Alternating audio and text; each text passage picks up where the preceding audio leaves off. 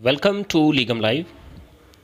दोस्तों, मैं आज आप लोगों के साथ लास्ट ईयर जो क्वेश्चन पेपर था लॉ क्लर्क के लिए उसको मैं डिस्कस करूंगा। उसमें जो आईपीसी का पोर्शन है क्वेश्चन नंबर 71 से 90 तक उसको हम सोल्व करेंगे, उसको हम डिस्कस करेंगे, राइट। इससे पहले मैं आपको बता दूं कि लीगम लाइव है, फ्री ऑफ कॉस्ट सीआरपीसी के लेक्चर है, वो गूगल मीट पर आपको प्रोवाइड करवाएगी। सो जो भी बच्चा इंटरेस्टेड है वो टेलीग्राम ग्रुप और टेलीग्राम चैनल को ज्वाइन करें। उसके अलावा दिए गए नंबर पे आप कॉल और मैसेज कर सकते हैं। सो डेली आपके साथ क्या है, जो हमारी गूगल मीट की जो मीटिंग रहेगी उसका लिंक आपके साथ शेयर किया जाएगा और आपको जो भी इम्पोर्टेंट पोर्शन है, जो भी इम्पोर्टेंट आपका सब्जेक्ट मैटर है एग्ज़ाम से रिलेटेड, वो डिस्कस किया जाएगा। यानी कि आपकी पूरी कंप्लीट आईपीसी विदिन 15-20 डेज़ में आपको कंप्लीट कराई जाएगी और ये फ्री ऑफ कॉस्ट रहेगी। सो आप इसका फ़ायदा उठा सकते हैं, ये आपके लिए फ़ायदेमंद रहेगी। लॉ क्लर्क के लिए ही नहीं, आप जुडिशरी का एग्ज़ाम, अदर कोई भी एग्ज़ाम है उसके लिए भी आपके रिवीजन के पॉइंट ऑफ व्यू से भी आपके लिए काफ़ी हेल्पफुल रहेगी। सो जो भी बच्चा इंटरेस्टेड है टेलीग्राम या दिए गए नंबर से आप हमें कांटेक्ट कर सकते हैं। सो आइए शुरू करते हैं। Question number 71, preparation for the commission of a crime punishable under the IPC, बात सही है। Not punishable under the IPC, गलत है। Third, punishable when the preparation of, ये बात भी सही है। फोर्थ भी सही है, लेकिन इसमें जो अप्रोप्रिएट राइट आंसर है वो थर्ड, क्योंकि क्राइम की 4 स्टेज रहती हैं: intention, preparation and attempt and commission of a crime. यानी कि 4th स्टेज में कमिट कर दिया जाता है क्राइम। सो जनरली क्या है, अटेम्प्ट और कमीशन के लिए ही पनिशमेंट के प्रोविज़न दिए गए हैं आईपीसी में। कुछ एक्सेप्शन है कि जो प्रिपरेशन स्टेज पर भी पनिशमेंट के प्रोविज़न दिए गए हैं आईपीसी में, वो है हमारा वेजिंग वॉर अगेंस्ट स्टेट, उसके अलावा प्रिपरेशन टू कमिट डकैती, यानी कि आपका सेक्शन 122, 122 और 399 यानी 399। उसके अलावा काउंटरफिट ऑफ कॉइन और करेंसी के लिए भी प्रिपरेशन स्टेज पनिशेबल है, लेकिन यहाँ पे दिया नहीं गया। सो मैं आपको बता दूँ, आपका राइट आंसर रहेगा 3, राइट।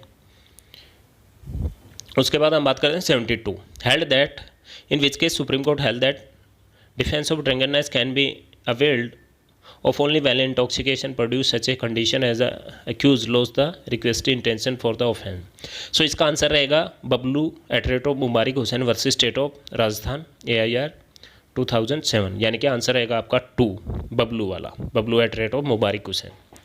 उसके अलावा जो बाकी केसेस हैं, अप्पा साल्वे का जो केस है वो आपका डील करता है 304 से, कल्पेबल होमोसाइड से। Neetu versus state of Punjab का PIL से कुछ सर्टिफिकेशन की बात करता है रिजर्वेशन के लिए।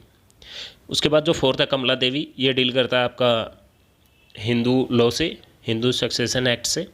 सो इसका अप्रोप्रिएट यानी कि राइट आंसर है Bablu at rate of Mubarik Hussain versus state of Rajasthan. आगे हम बात करते हैं 73, in which case supreme court held that student and teacher fall in love with each other, it does not mean that teacher has taken undue advantage of his official position. इसका जो सीधा right answer है Omkar Prasad Verma versus state of Madhya Pradesh. ये मध्य प्रदेश की कहानी है, teacher rape commit करता है स्टूडेंट का, सो ये उससे रिलेटेड केस है। सो उसमें सुप्रीम कोर्ट ने बोला था कि जो टीचर है वो एडवांटेज नहीं ले सकता अपनी पोजीशन का। उसके अलावा जो गिजागंदा Somaiya versus state of Karnataka का जो केस है वो आपका डील करता है 302 और आपका एविडेंस एक्ट 25, 26 और 27 से। Sanjay versus state of Maharashtra का जो केस है वो आपका 34 से, यानी कि कॉमन इंटेंशन से, और आपका 306 ऑफ IPC से। उसके बाद जो ओमकार प्रसाद का, वो मैंने बताया कि रेप से आपका डील करता है 376 से, और ये मध्य प्रदेश का केस है। स्टूडेंट टीचर के जो टीचर है वो स्टूडेंट का रेप कमिट कर देता है, उस केस में सुप्रीम कोर्ट ने जजमेंट दी थी। उसके बाद जो 4th है Kailash versus state of Madhya Pradesh, ये आपका मर्डर से 302, 300 और 304 से डील करता है। अब बात करते हैं 74, in which of the following case supreme court held that doctor can not be held guilty only because something has gone wrong. Malay Kumar Ganguly versus Sukumar का केस है ये। इसमें क्या, क्रिमिनल जो नेग्लिजेंस था उसको डिनाई कर दिया गया था, सिविल नेग्लिजेंस के लिए इसके ऊपर काफ़ी कंपनसेशन इम्पोज किया गया था हॉस्पिटल के ऊपर। सो इसका आंसर है 74 का 4, Malay Kumar Ganguly versus Sukumar is the right answer. Maniben versus state of Gujarat का ये केस डील करता है आपका मर्डर, यानी 300 और 302, 304 से। साउथर्न रेलवे ऑफिसर ये डील करता है आपका आर्टिकल 311 से, यानी कि ये किसी पोर्ट से रिलेटेड है, यानी कि उसको रिमूव कर दिया जाता है सर्विस से।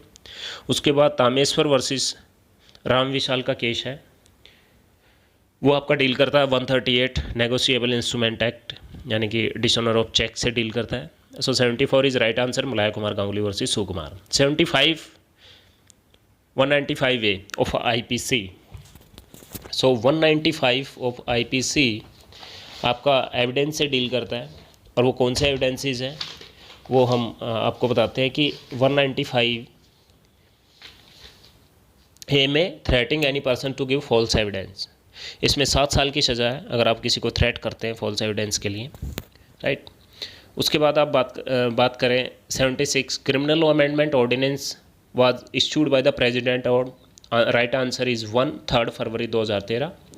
और आपको याद रखना है क्रिमिनल अमेंडमेंट 2018 उसकी आपको सभी डेट्स याद करनी है, वहाँ से आपको क्वेश्चन ज़रूर मिलेगा, तो आप इसको ध्यान में रखें, क्योंकि क्रिमिनल अमेंडमेंट हुई है तो बहुत सी चीज़ें आपको ध्यान रखनी होंगी। उसके अलावा 77 criminal law amendment based on the recommendation Verma committee, right, justice JS Verma committee, right answer is 1।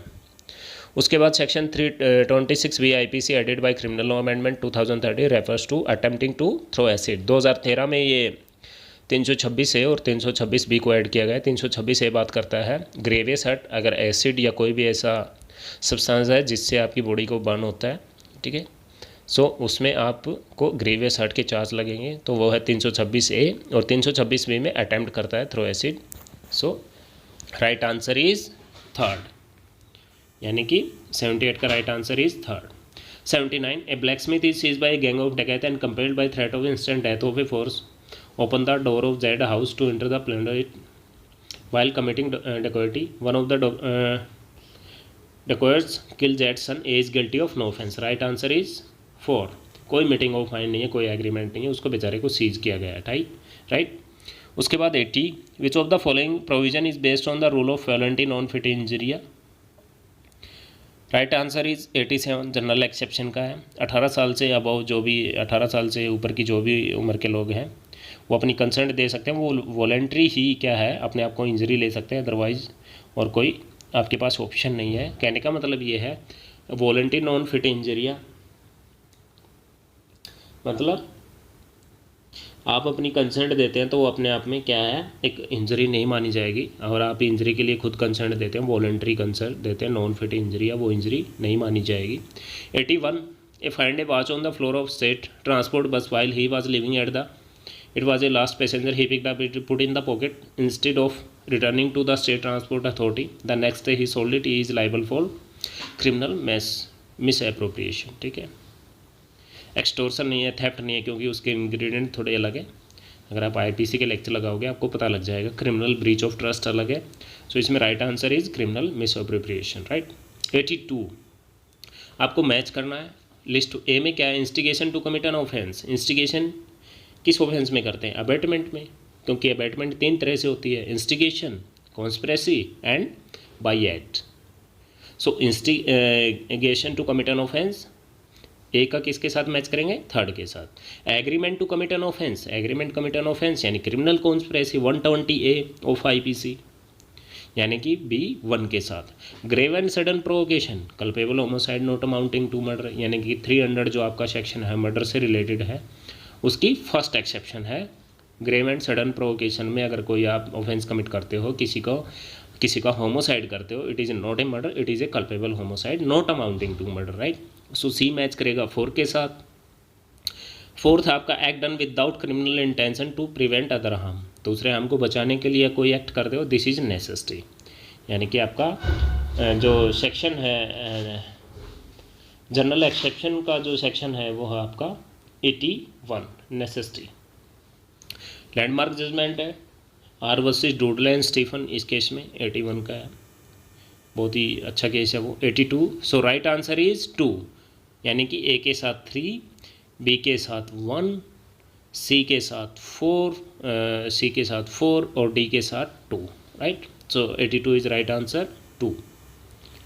83 का है कि कोई भी पुलिस ऑफिसर का commit rape in the premises of the police station ही can be punishable under section 376 subsection 2A, यानी कि answer is right answer is 2। 83 right answer is 2। 84 under section 43 of IPC the word illegal is not applicable to everything, नहीं applicable होता किस पे?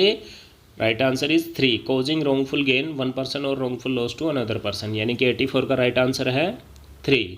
जब आप bare act में देखोगे जो आपका प्रोविज़न है 43, यानी कि 43 सेक्शन में आप देखोगे तो आपको वहाँ पे मिलेगा कि which is an offence which is prohibited by law और furnish ground for the civil action, ये तीनों आपको सेक्शन 43 में मिलेगा। लेकिन आपको causing wrongful gain one person और wrongful loss to another person ये आपको आईपीसी में बिल्कुल भी नहीं मिलेगा सेक्शन 43 में। सो राइट आंसर इज 3। 84 का हुआ right answer 3। 85 which of the following combination are not correctly match.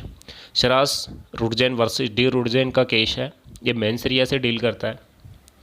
आपको आर वर्सेस प्रिंस और ये 2-4 लैंडमार्क जजमेंट है, उनमें से एक ये है, ठीक है, आपको ध्यान रखनी है। उसके बाद Virendra Kumar Ghosh versus emperor intoxication, बिल्कुल गलत, क्योंकि ये केस डील करता है आपका कॉमन इंटेंशन और सिमिलर इंटेंशन से। पोस्ट मास्टर केस भी बोलते हैं इसको हम।